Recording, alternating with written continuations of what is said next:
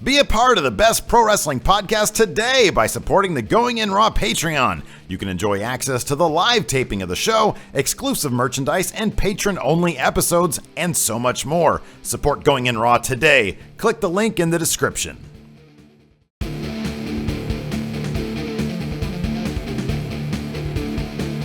Hey, friendo, Steve here. And Larson. Yeah, welcome to Going In Raw Countout.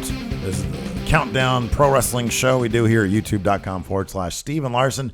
Be sure to hit the subscribe button because it helps boost the profile of the show, whether you're here on YouTube or, of course, you're on the iOS podcast app. And we're also available wherever fine podcasts are, including Podbean, Stitcher, etc., etc. So, a little backstory here. It was announced like last week that Vince McMahon is possibly getting a biopic. Yes, which he's is on board. A biographical motion picture. Yes, he's on board. WWE Studios is co-producing the movie. Correctamundo. And according to Pro Wrestling Insider, PW Insider, it appears that he will probably have script approval on this project. Now, we talked a lot about this in last week's Dirt Sheet. And Countout. We did a Countout on it. There's been all sorts of sort of script leaks, like alleged script leaks from early drafts, which will probably, for the most part, be completely scrapped in favor of something else. Yes. That is Vince approved. Yes. We're hoping for something that is, look, I just want something that's entertaining. Yeah. That's all I care about. But it also got us thinking, you know, with the Page movie happening, with there apparently being a Chris Benoit movie in the works for quite some time now. What other wrestlers, because wrestling is a fascinating industry. Yes. And wrestlers, there have been some with some really, really interesting, bizarre backstories that would make for compelling motion pictures. Yes. Some of these just, it feels like, the truth is stranger than fiction in a lot of wrestling careers. Yes. So we came up with 10 wrestlers we would love to see biopics for, movies made about these wrestlers. Yes. However, little backstory here. We actually shot this last weekend. Yeah, it was initially intended to go up last weekend. Yeah, but like when we did it, we weren't really happy with it. We didn't really sit. We were like, we just launched into it, and in hindsight, we thought.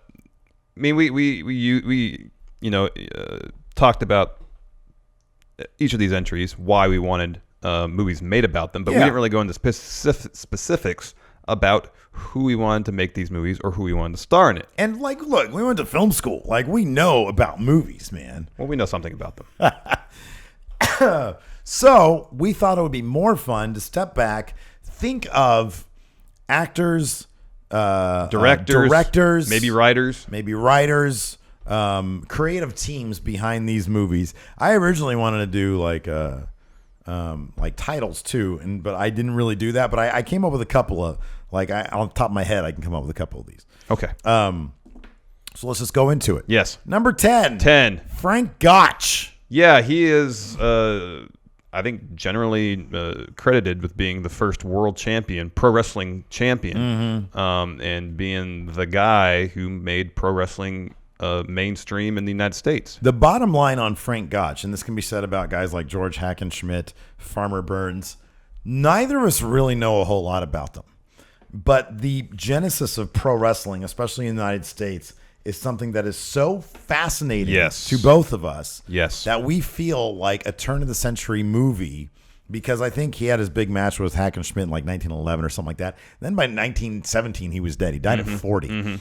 And so there's so much up in the air in terms of what was real, what was fake, what was shoot, what was work. And that seemed to change match to match. Exactly. And so like nobody to this day, nobody really knows. You kind of take things like Wikipedia for granted. Like there are some things in this world we just don't know. Yes. There's actually a lot of things in the world we we don't know. And one of them is, not just what existed before the Big Bang, but whether or not these matches were real or fake. I know. And so it would be really, really fascinating for, somebody to tackle this as a movie subject. When you told me your thoughts on who can especially direct this and write it, I was all in. I could not conceive of a better writer-directing team. So I'll just launch right into that. For anybody who has seen Deadwood, the HBO series, it only lasted 3 seasons, I believe. you'll be familiar with the work of writer-producer David Milch. Correct.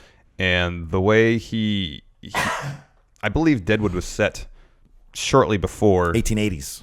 Okay, it's about 30 think, years. yeah. About Right. 30 years before, the time frame of a Gotch movie. Nonetheless, Milch's use of language, how he writes, is so interesting. Yeah. Combine that with Steven Soderbergh as director. He is the creative force behind the Nick, or one of the creative forces behind the Nick, and directed the entire first season. Right.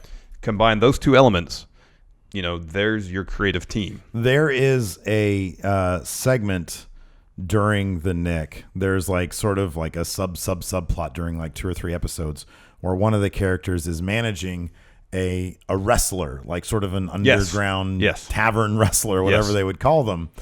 And it is like for guys like us, it is a fascinating little segment. That was all real. And, the ultimate, the final thing with that is like he injects him with some drugs to get his adrenaline up. Yeah. But it's too much because he ends up winning the match and then immediately collapses and dies. Yeah. And that kind of stuff. So the Nick was actually created by Jack Amiel and Michael Begler. And then Soderbergh came on as director. Yeah. But if we could somehow combine the creative force of Soderbergh, Jack Amiel, Michael Begler, and then get David Milch to especially, handle the character and dialogue aspects of things, that would be of turn of the century, 1910s genesis of pro wrestling. Fascinating. That would be a fantastic. I would prefer like a 12 episode HBO series. Oh, yeah. But I would be totally happy with a movie as well. Did you think of someone to star as Frank Gotch in this production? No, I mean, I look at him and, I go back to Chris Evans a lot. I went to Chris Evans for one particular wrestler here in the list somewhere else. But if you look at Frank Gotch, he looks like sort of... See, I thought there was a passing resemblance to my choice, which was Chris Hemsworth. Oh, no, yeah. When you said that, yeah, you're right. No, that is really good. Chris Hemsworth is perfect. Because look at this. What a stud. And that's what I think when I think Chris Hemsworth. Yes. What a stud. Yes. A couple Avengers end up on this list. Yes. Number 9. 9. Mick Foley. So I don't know what that first one would be called. Maybe... was there one called The Shooter already? Maybe. I don't know. I was trying to see if he had any nicknames. I don't know. Yeah, I have no idea. So we don't have a name for that one. For number 9, Mick Foley, it would be Have a Nice Day. Oh, yeah. Of course. That's obvious. That's obvious. Anybody who's read his first book, which is called Have a Nice Day, is basically ready to be adapted to a script any Absolutely. day. And it's a fascinating story. But we got to thinking, because a lot of people know his stories. Let's talk about creative forces, creative minds that could be behind this. Yes. And you originally came up with Zach Galifianakis to star as Mick Foley. Mick Foley, yeah. And I immediately thought of the show that he's on now called Baskets, which if you guys check that out, it's fantastic. And it's comedy, but then there's like elements of drama to it. Mm-hmm. It's very artistically done. It kind of, because Louis C.K. is one of the writers, or is, I think, one of the creators of the show, and he's like one of the head writers, or the head writer, along with Galifianakis. And it reminds me a lot of his show Louis, but without the autobiographical aspect to it. Yeah. So he takes that sort of comedy tragedy type thing. Zach Galifianakis in Baskets plays a European trained clown who comes to the States, and all he can hook up is a rodeo clown job. And, he's got a lot of pride, but he's got, nothing to show for it. Yeah. So he ends up having to move in with his mom, played by Louis Anderson. Oh, yeah. Which is amazing. It's fantastic. Anyways, the show is fantastic. So I would like to see the Baskets team behind the camera. Who would you go with? I had Spike Jonze. Oh, that'd be good. Yeah. That'd be good. Maybe get Charlie Kaufman to write it. I could totally see that. That'd be very good. That'd be good. Well done. Number 8. 8. Magnum TA. I don't know what the name of this movie would be called, but it'd be kind of a bummer of a name. It would be, because the story arc is essentially he was groomed to be the next top guy, and eventually be the NWA world champion. Mm-hmm. He was on that course. Yeah. Until he was driving his Porsche one night, lost control of the car in a storm, wrapped it around a telephone pole, right, and broke the C4, C5 vertebrae in his neck. Yeah. and then he had to struggle just to learn how to walk again. Mm-hmm. I mean, it's the basic premise of that narrative arc we've seen before, but to see it set in the world of wrestling, in his particular case, I think would be a really fascinating movie. To see a guy who was being built up to be the top guy face that kind of adversity and to triumph over it. Yeah. It's a great story. No, absolutely. No. That'd be good. I chose my director. You actually threw out this name for a different one while we were in the car talking about this, but I'm going to use him for Magnum TA. Okay. Ryan Coogler. Yes. Fantastic director. He recently did, of course, he did, was it called Fruitvale Station? Yeah, he did Creed. And he did Creed. And when he did, thinking about Creed, everybody said, I never actually saw Creed. Heard it was amazing. And I was like, oh, you know what? I can maybe see some parallels there. Yeah. Perhaps. Very character-driven piece. Yeah. Magnum TA, get Ryan Coogler on that. Yeah. I'm all on board. I don't know who's going to play Magnum TA. Do you have an idea? Channing Tatum. Oh, that's perfect. That's right. I forgot you mentioned him too. That's perfect. Yes. That's great. So, there you go. Channing Tatum would be great. He'd He'd have to grow the mullet out and the mustache, but it'd be amazing. He would so do it. But I'd want it to be kind of like Channing Tatum, like from Foxcatcher. Yeah. That's what we were talking about. Yeah. That would be good. I also thought about like the guy who directed Foxcatcher. Oh, Bennett Miller? Too. Yeah. Yeah, he'd be good. That was really good. Maybe a little too dark. Foxcatcher was such a dark movie. Yeah, it was. God, it was such a. But it was. I thought it was a fascinating. Oh study. yeah. Maybe like this movie, the first half of it would be a pretty thrilling ride in the respect that you see his rise to stardom, you see his in-ring work. We need a name. Here's the thing, because the story about Magnum TA is basically we mentioned this was a really good point you brought up in the last time we filmed this, but the fact that it would be about a guy who's on the precipice of having everything, and not only does he have to learn how to not have everything, he has to learn how to walk again. He has to learn how to basically be the human he was, the functioning human he was before the accident. That'd be fascinating. Yeah. Number 7. Scott Hall. Fascinating story. Absolutely. You've seen the E60 story about him, right? Yes, correct. And I think that's the first time, or one of the first times, he talked about before he was even a wrestler. He was working as a bouncer at a strip club or something like that. Correct. Yeah. Got into an altercation with somebody outside the club, and during the scuffle, he shot someone in the face. Scott Hall did. The man, apparently the guy he was beefing with, I believe it was the ex or somebody related to his girlfriend. He produced a gun, and during, like you said, the kerfuffle, the gun went off in the dude's face. Yeah. And Scott Hall was in the dude's face when it happened. So it was like, and that, he said, gave him PTSD. Yeah. He was diagnosed with that later on. Yeah. Yeah. And that sort of took him on this path of not liking the guy he saw in the mirror, but finding value in the guy that he was able to be in the ring. And that led to his addiction issues. Yeah. And he said he used wrestling as an escape from, the issues he had because of that incident. Right. Exactly. And then, after he found the accountability crib, he got therapy, and that's when he was diagnosed, et cetera, et cetera. So it's been a really, really fascinating story for Scott Hall. I would think the obvious title for this would be The Bad Guy. Yeah. That'd be a fantastic name. It would be. Give me Dan Gilroy. Give me the team behind Nightcrawler. Yeah. Like one of our favorite movies of the last couple of years. Oh, yeah, easily. Fantastic movie. Great character study. Very dark. Lots of great ambiguity in that movie, like motivations and all that kind of stuff. I think that would be like the most quality team to put together a Scott Hall movie. Let me ask you a quick question. The end of Nightcrawler, when Louis Bloom starts up his own fleet of video production news trucks. Yeah. Did that really happen? In the vein of American Psycho, when you ask, did that really happen? I guess it can be interpreted a couple different ways. Because the police in their interrogation of him make it fairly clear that they got him for something. Yeah. And he walks out of that police station, puts on his sunglasses, and it cuts to a scene where it's nighttime. He's got his fleet of trucks going out to shoot some stuff. Well, in the same vein, do you think the opening scene where he seemingly kills a security guard, did that really happen?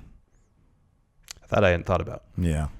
So like I said, there's a lot of great ambiguity in yes, that exactly. movie. I always took it at face value. I never actually thought about that. Yeah. But I always took it at face value. But I guess now that you mention it, it could be up in the air. What got me thinking is well before I even saw Nightcrawler, I read this thing about Taxi Driver. Because the end of the movie is really violent, and there's a shot of De Niro where the cops come in after he shot up the place, and he's bleeding from his neck, and he holds his hands to his head like this and starts doing like that. And then from there it cuts to a shot of him like in an area in for the taxi company he works for. He opens his locker, and there's a newspaper article about how he saved Jodie Foster from the situation she's in, yada yada, and reading about how that never happened. That was him sitting there at that moment, confronting the police, imagining that's how he would be perceived as a hero. Right. And I thought of that when I saw the end of Nightcrawler. I was like, oh, maybe he's walking outside in the daylight, put his sunglasses down, and then he's perceiving himself as, the guy who's going to go out and conquer the news industry. Yeah. Or in fact, he's going to jail for a number of years. That's good. No, I like that. I like that a lot. Anyways. No, that's great. I like that a lot. When I thought of Scott Hall's story, I thought of David O. Russell. Oh, wow. Interesting. Because mostly because of the fighter. Yeah. Okay. All right. The story is not necessarily similar per se. It's not similar at all. But David O. Russell has a pretty varied oeuvre. And I would like to see what he could do with a lead character who is essentially living two lives. Yeah. And I think that could be interesting. Yeah, no, absolutely. And David O. Russell, I love the comedy aspects of his movies. And there's a lot. Let's be clear. There's a lot of comedy to be had in pro wrestling. Oh yes.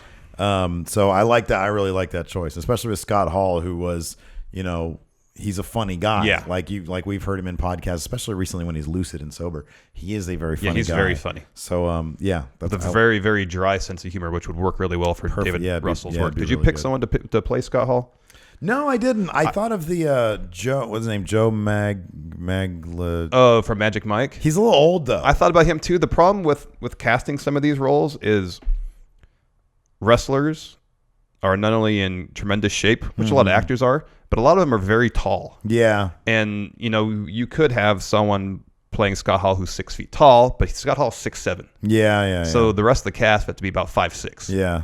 And I don't know, unless you just do a whole lot of forced perspective stuff. Yeah. But then when you're trying to shoot wrestling scenes, that might be a little strange. The only person I can think of, like you mentioned this, and I totally forgot about this person, but Armie Hammer. Yeah. Yeah.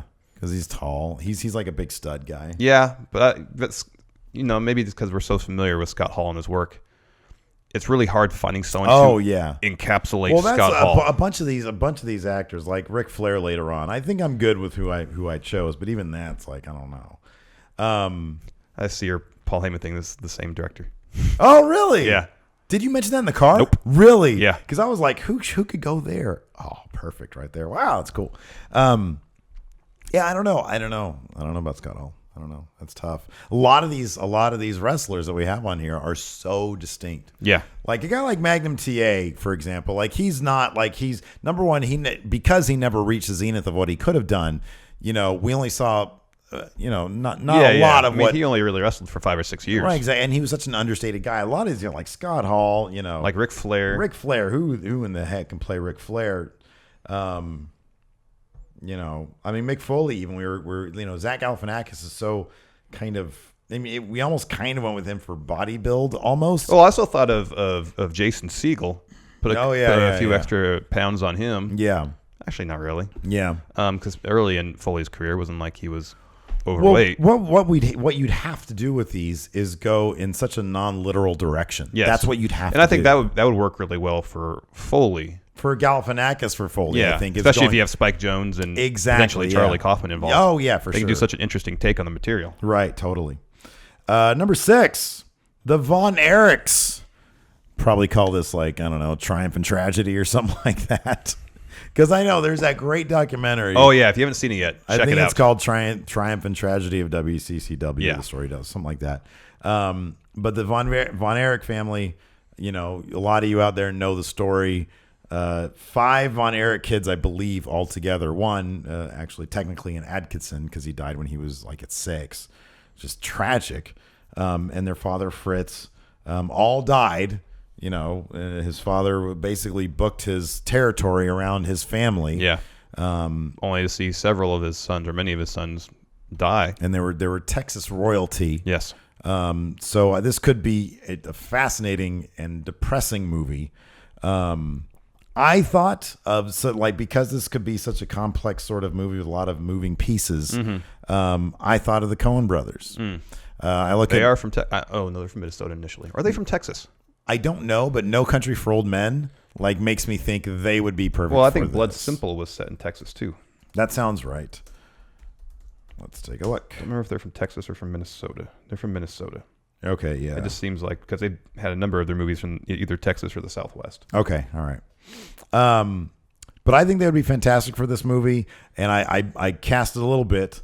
I got Jesse Eisenberg as Kevin Von Erich, and it would center around him because he's the one who lasted. Yeah. So he would get to see things like his dad deal with the tragedy of their youngest dying, and then transforming in from I forget his first name, Jack Adkison, to Fritz Von Erich. Because apparently when that happened, that's when he really just started living that identity. Yeah. And then I booked Chris Evans to be Kerry Von Erich. That's actually pretty good. I did that because Kerry Von Erich wasn't.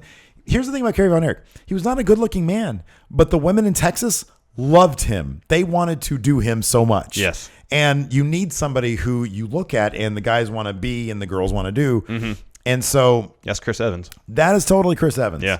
And then I got Jeremy Renner as another Von Erich. Also, I don't know which one. John C. Reilly needs to be Fritz. Okay. I like that. John C. Reilly, even before he started doing the Adam McKay movies, he did a number of dramatic roles. He can do dramatic acting. Yeah. So it's not like I'm saying that this needs to be a comedic take on Fritz Von Erich because it's not right for the material. All right. But there's a lot of similarities in terms of how they look. Okay. All right. In terms of directors, two different routes.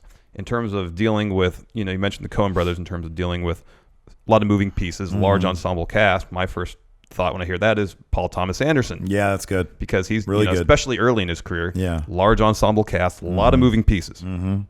But if not him, in terms of doing really interesting character work, and not that it has to be a director from Texas, but maybe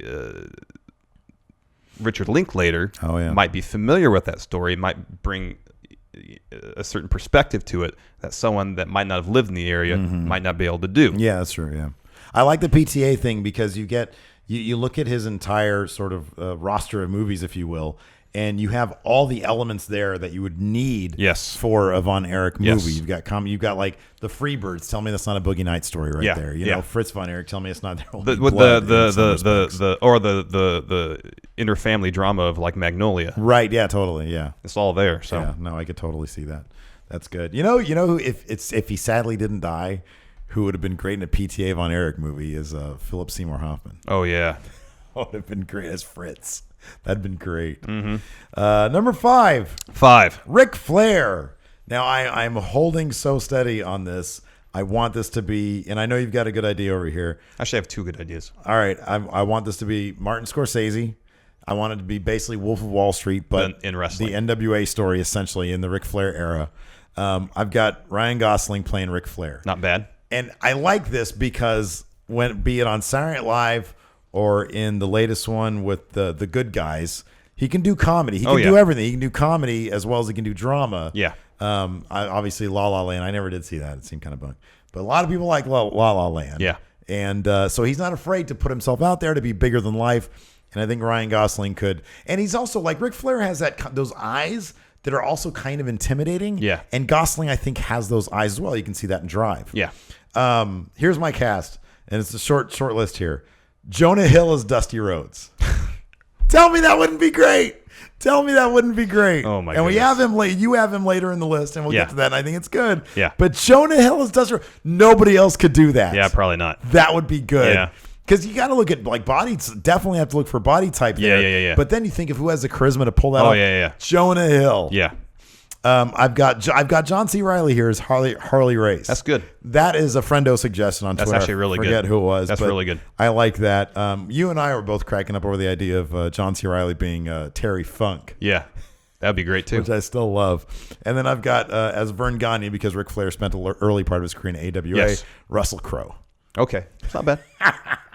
Because then we can get a good guys team up with Gosling and Russell Crowe. Yeah. I like this movie. Let me know what you got. Okay. I didn't want to pretty much remake Wolf of Wall Street in the world of wrestling. Fair enough. I mean, I know I agree that should be the template to a certain extent. So I decided to go with Andy McKay, director of Anchorman, Step Brothers, but also the Big Short. Yeah.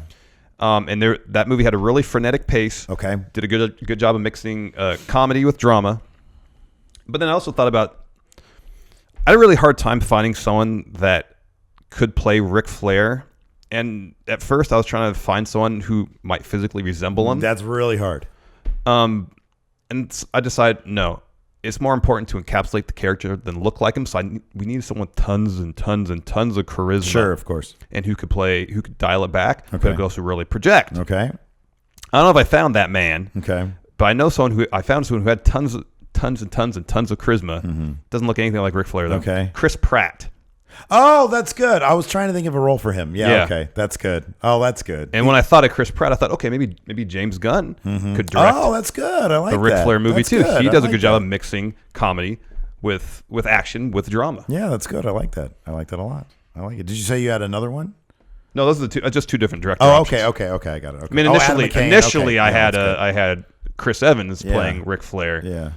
And I like Chris Evans a lot. Yeah. I just don't. I've never seen him really, as you brought up, really project. Mm-hmm. Yeah. So that would be absolutely necessary for anybody who played Ric Ryan Flair. Gosling like bulk up a little bit. Well, he'd have to bulk up a lot. But like Flair was never. Oh, I know. He had like ripped. He had like perpetual dad bod. Yeah. Yeah. Totally. Which we know based on Parks and Rec that Chris Pratt can totally achieve. He totally can. I like that a lot. Sorry. No, I just thought start the Ric Flair movie right as he's getting on that plane, right before it crashes. Yeah, no, exactly. And I always think of the scene in The Aviator. The plane crash there, and I'm like, film the plane crash like that. Yeah. If you're Scorsese. Yeah. Number 4. 4. Paul Heyman. I think we accidentally came with the same thing. I just put this here because you said it. Yeah. But the director, Danny Boyle. Yeah. I was looking through movies like recently. I was like, man, I'm having a hard time coming up with a director. I wanted something for Nicholas Winding Refn. Oh yeah. But I couldn't think of anything for him. And so I was like, man, Danny Boyle, I got to get him a movie. He would probably be pretty good for the Scott Hall movie. Yeah, he would. He totally would. But I really like the Nightcrawler team. That's my top. But Danny Boyle for Paul Heyman, because especially I'm looking at, you look at stuff like Trainspotting, and Danny Boyle does energy on film probably better than anybody. Exactly. And the energy that ECW captured, that Paul Heyman captures, is pivotal to this movie. Yes. I like your choice of cast. Jonah Hill, yeah. Jonah Hill as Paul Heyman would be great. That would be really good. I like that a lot. And following Heyman as he got his start, essentially photographing shows. Right. And, I mean, WWE made a documentary about his kind of career path, and it's fascinating that he went from photographer to manager, managing this awesome stable, the Dangerous Alliance in WCW, doing some announcing there, getting fired, going and running Eastern Championship Wrestling, transitioning that to Extreme Championship Wrestling, the rise of that organization, how that went bankrupt, how he had to sell ECW to WWF, got a job there, commentating and then writing, got fired, and then eventually coming back when Lesnar got brought back. It's fascinating. Oh, and he's such a captivating character. He is, absolutely. And Jonah Hill could totally mimic those promos. Oh, yeah. Totally, absolutely. And it'd be great. And to see, you would need Heyman to sort of be a consultant on this. Yes. I would love to see those infamous backstage promos where he would convince all these guys to go out there and kill themselves, probably making not a lot of money, knowing that they were going to get, stiffed on their payment, more than likely. But to see him rev these guys up, it'd be great. I would trust Danny Boyle. I would trust Jonah Hill, and I think it'd be fantastic. Yes, agreed, 100%. Number 3. 3. El Santo. I kind of didn't go all in on how to approach this. Besides casting Javier Bardem as El Santo, that's kind of as far as I got. What do you have for this? I thought Alfonso Cuarón, because I really enjoy his like work. that. That's good. I really enjoy That's his really work. Good, yeah. The director of Children of Men, of Gravity. Boy, Children of Men is a movie. But it's fantastic. So good though. As far as who to star in it, I had a harder time with that. Part of me, I almost feel like it could be interesting. Granted, I don't know a whole lot about El Santo's story, which is one reason I'd love to see a movie about him. Mm-hmm. But no, being a luchador to me seems like your public persona is unknown to everybody. Right. Yeah. And so your private life is completely separate from your public life. Right. And it might be interesting to actually cast two different people, one as El Santo and one as, what was his real name? Let's see here. El Santo. His real name was Rodolfo Guzman Huerta. Yeah. Obviously the person you have to play El Santo would have some wrestling background. Right, sure. And I'm a huge fan of Andrade Cien Almas. Oh, that's good. So he can handle the El Santo aspect of the narrative. I just remembered somebody I want for El Santo. Who? Pedro Pascal. He was okay. He was in Narcos that's on a good Netflix, choice. but also on Game of Thrones. He's the guy who had his head exploded by the mountain. That's actually a really good idea. Spoiler alert if you're behind on Game of Thrones by 3 years. Yeah. But he's like tons of charisma. I just thought about him. Who did you have? Well, I had because I love your idea of having an actual wrestler play El Santo. Yeah. That's good. Gail Garcia Bernal. Oh, he's good. Yeah. Yeah, he's real good. Yeah, absolutely. Yeah. That's good. All good stuff. I think we came up with. I like your director too. That's good. Cuarón does good stuff. Really good he stuff. does amazing stuff. He did the Leo one, right? No, who did the one with who did Birdman? Who was that? That was Inarritu. Oh, okay. He's really good too. Okay. It's a toss up between. There's my guy then. There's my Birdman. Birdman is fantastic. I still haven't seen that. Oh, I know. I need to. I know. It's so funny. It's one he of would those, actually be considering the dynamic of being a luchador. Yeah, that would be a good choice too. Yeah, all those long takes. Well, just based on kind of thematic stuff of Birdman. Yeah. You should watch Birdman. It's hilarious. I know. I need to. It's so much fun. I like my choices on this next one. Okay, go ahead. Bobo Brazil. We could go the regular route of, because his story is a fascinating one. Yes. Oh, we didn't say number two. Number two. Two. Bobo Brazil. So you could go your standard biopic route of, telling his story straight up. Guy who is facing all sorts of sort of racial strife, if you will. He was only allowed to wrestle other African Americans until the crowd got so behind him that promoters were forced to have him wrestle everybody, and then he was, a big-time champion. However, given the recent filmmaking success of Jordan Peele with Get Out, which I saw a couple weeks ago, fantastic movie, has the whole, racial dynamic in America mixed with horror movie. The idea of cultural appropriation is sort of the overriding, socio-political theme of the movie, but all wrapped up in a fantastic horror movie. I thought give him the Bobo Brazil IP. Give him that. Give him the script. Have him write, because I think he wrote, maybe he didn't. I don't know if he wrote it out, but he directed it. And then screw it. He's a performer. Have him star as Bobo Brazil. That's my choice. Who do you got? Ryan Coogler to direct. Okay, good. Bobo Brazil was 6'6". Yeah, Jordan Peele's probably not. And so in terms of casting, I ran into the same trouble I did with Scott Hall. Just in terms of you got to, their size is part of, who they were as performers. Right. So I couldn't really think of an actor. All right, well, we'll just go with mine in that case. Okay. Number one. Bruno Sammartino. Fascinating story. Absolutely fascinating story. I'm going to go with the idea that you and I came up with, or maybe it was just you. It was me. Okay. In terms of the director, Darren Aronofsky. Well, here, let's talk a little bit about Bruno's story first. A fascinating story. I would highly suggest somebody, number one out of all these, except for maybe 10, just because I'm a big, I really love the history of professional wrestling. I like to know more about it. This is the one that absolutely could totally be made into an amazing movie. This would be great. The story of Bruno Sammartino being a young child coming up in Italy. Italy, when the Nazis were invading, essentially. He tells a story on Legends with JBL about how His dad, I think had already moved to America. Correct. He was staking out a claim basically for the family. And then World War II was happening. So his mom was tasked with taking care of the kids, and her and others in the village had to basically climb up this, hill, mountain thing, whatever, where there were other villagers hiding from the Nazis. And she would have to venture down once a week or once every couple days to get food. She was caught once, was able to con her way out of it.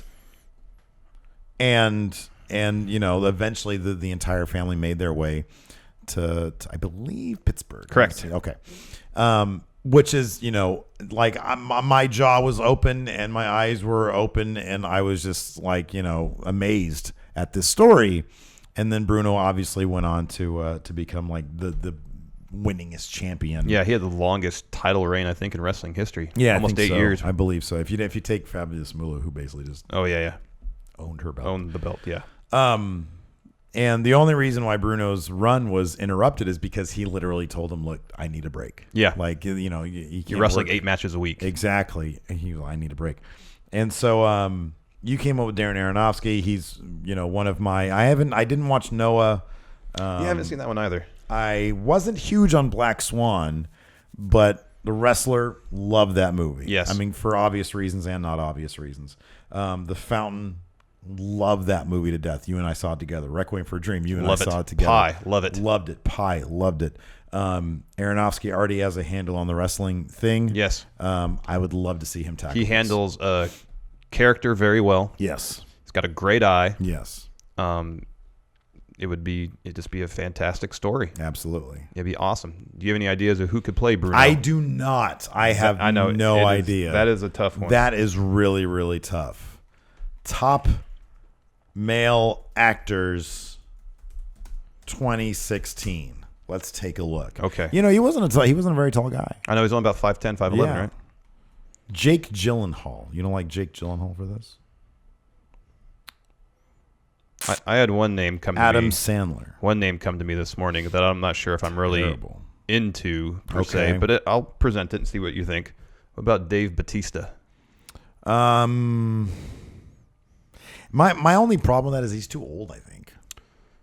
He's just old. You need somebody who's like a younger stud. Yeah. I would think. I love Batista. Yeah, Batista's great. Batista's great. I mean, he's really good in Guardians of the Galaxy because that role plays to his strengths, I think, as an actor. But I don't know. I haven't seen enough of his work to know if he could handle the emotional spectrum that the lead actor would have to, I'd assume, for a Bruno movie. Yeah. I was trying to find a role for the dude in... He was in... No.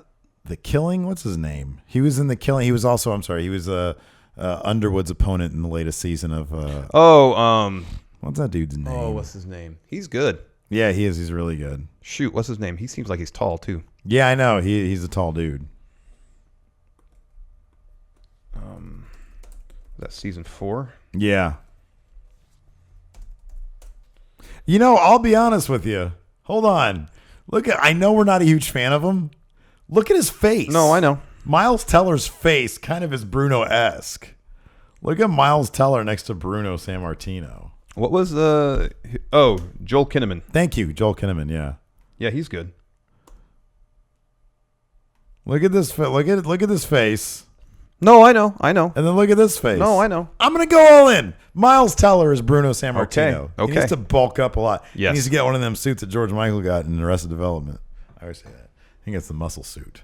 Miles Teller. Okay. Be Bruno. Okay. Breakout role. He'll change your mind on him. Miles Teller. All right. No good? No, look, that dude looks exactly like Bruno. No, I said, all right, I'm conceding the point because I can't think of anybody better. I really don't even like Miles Teller. I think he's one of those cases of Hollywood trying to push a dude who's so not doesn't have a lot of charisma.